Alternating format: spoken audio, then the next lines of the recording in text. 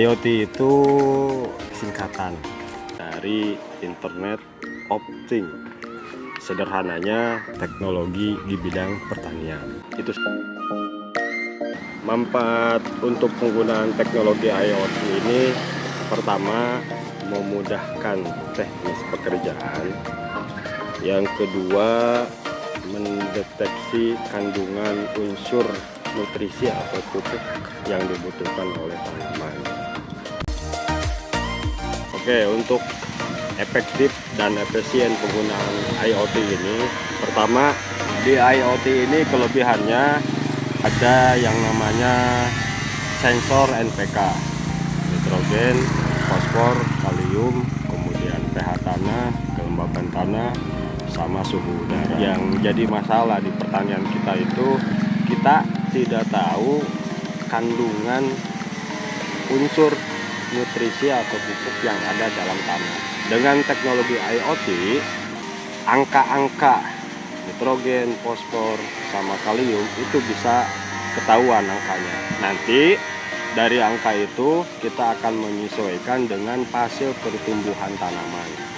Misalkan fase awal nanam biasanya fosfornya lebih besar, nitrogennya kecil, kaliumnya kecil, biasanya seperti itu.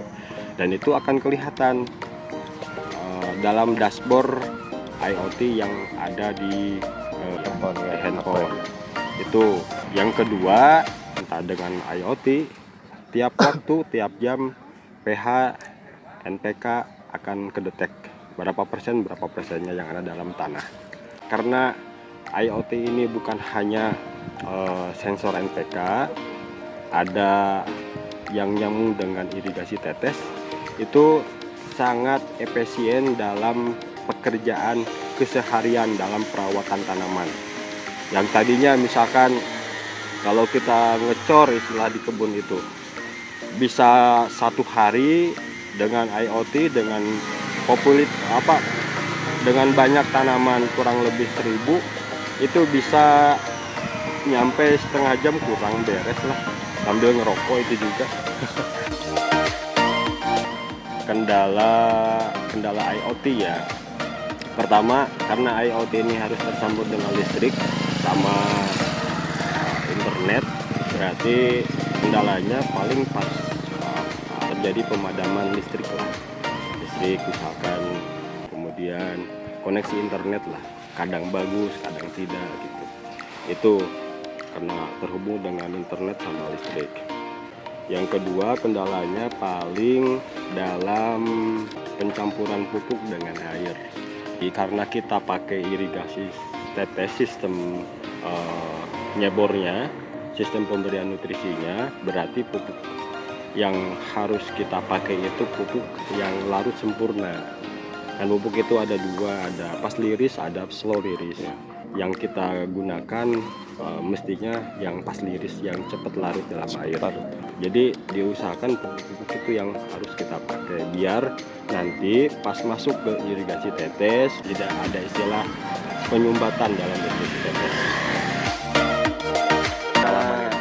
Penggunaan IoT ini belum sampai ke panen, baru ke cabai, baru ini yang baru pertama ya, mungkin baru ini pertama penggunaan cabai. Dilihat dari pertumbuhan cabai itu sangat memuaskan. Yang pertama itu, yang kedua, sampai hari ini, sampai usia 24 hari ini sama sekali belum masuk yang namanya pestisida. Sangat menekan biaya, karena yang mahal itu bukan hanya pupuk, terutama pestisida yang mahal ya.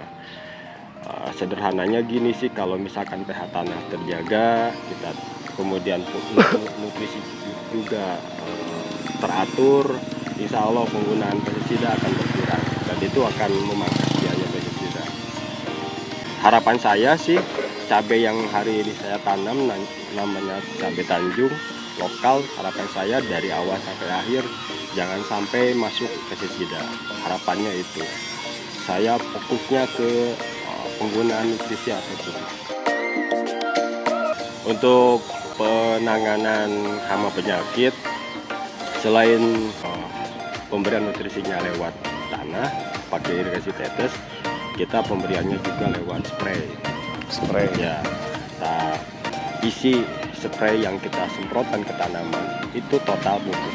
Kalau semakin katakanlah misalkan seminggu 2 kali spraynya, itu akan meminimalisir yang namanya hama penyakit. Karena beberapa insektisida atau pestisida isinya itu sebenarnya salah satunya adalah nutrisi pupuk. Justru yang sering yang kurang dipahami oleh teman-teman pertanian di kita ini, mereka kurang memahami yang namanya istilah defisiensi, kekurangan nutrisi. Karena kekurangan nutrisi sehingga sangat rentan terkena penyakit.